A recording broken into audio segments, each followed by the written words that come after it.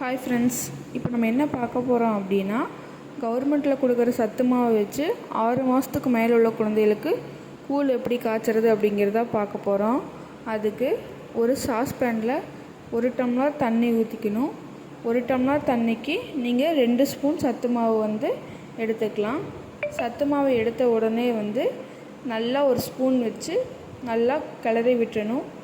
ஒரு சின்ன கட்டி கூட இல்லாமல் கிளறி விடணும். அப்போ தான் நம்மளுக்கு கூழ் கரெக்டான கன்சிஸ்டன்சியில் கிடைக்கும். லம்ஸ் கொஞ்சம் கூட இல்லாமல் நல்லா கிளறிட்டே இருங்க. அந்த லம்ஸ் இல்லை அப்படிங்கும்போது நீங்கள் அடுப்பில் சிம்மில் வச்சிடணும். அடுப்பில் ரொம்ப ஃபாஸ்ட்டாக வைக்கக்கூடாது. லோ ஃப்ளேம்லேயே அந்த சத்து மாவு வேகணும். மாவு வேகலை அப்படின்னா குழந்தைகளுக்கு டைஜஷன் ப்ராப்ளம் வந்துடும். அதனால் சிம்மில் வச்சு நல்லா வேக வைங்க. நீங்கள் இப்போ தான் ஃபஸ்ட் டைம் கொடுக்குறீங்க அப்படின்னா நிறையா கொடுக்கக்கூடாது. ஒரு 2 ஸ்பூன் கொடுத்து பார்க்கணும். அதுக்கப்புறம் அந்த குழந்தைக்கு சேருது அப்படின்னு சொன்னால் நீங்கள் அதை கண்டினியூ பண்ணலாம். இல்லை எடுத்த உடனே ஃபுல்லாக கொடுத்தீங்க அப்படின்னா ஒரு சில குழந்தைகளுக்கு சேராது. நீங்கள் பார்த்துட்டு கொடுங்க. இப்போ பார்த்தீங்க அப்படின்னா கூழ் நல்லா கொதிக்குது. கொதித்து அந்த பபுள்ஸாக சைடில் தெரியுதா உங்களுக்கு? கூழ் கன்சிஸ்டன்சிக்கு வந்துருச்சு. எங்கள் பாப்பா 10 மந்த் பேபி அப்படிங்கிறதுனால நான் இன்னும் கொஞ்சம் திக்காக கொடுப்பேன்.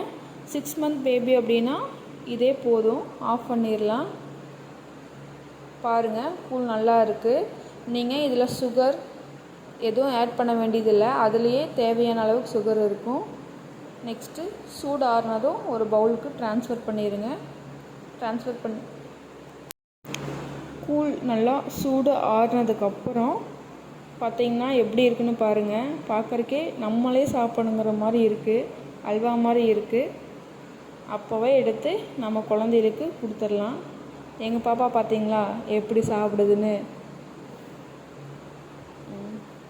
அவ்வளோதாங்க, சத்து மாவு கூழ் ரெடி.